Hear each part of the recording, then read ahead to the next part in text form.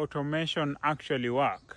Automation doesn't necessarily need AI, but I will give an example of automation where AI came in handy.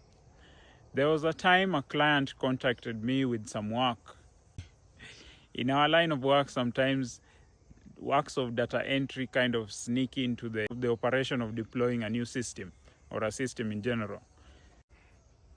If you're migrating from an old system to a new one, you might find that you need to do data entry. Maybe the data structure does not necessarily align from the old system to the new system. So there was need to do data entry, and it was a lot of data pressed for time. The client didn't have a lot of time to wait for this delivery. For some reason, some clients wait until the last minute before they try to get everything deployed. So I had to do a lot of data entry to a system, to the new system, with some variation of some missing data. So I couldn't exactly write a script for that. A script wouldn't work.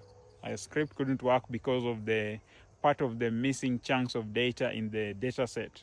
So I had to do manual data entry. But I figured this would be kind of redundant because most of the records or most of the entries are quite straightforward. I looked around and found a system that could help me automate this process. It doesn't automate in the sense that it uses a formula. It automates in the sense that it does the specific clicks, the manual, it does the literal clicks or the literal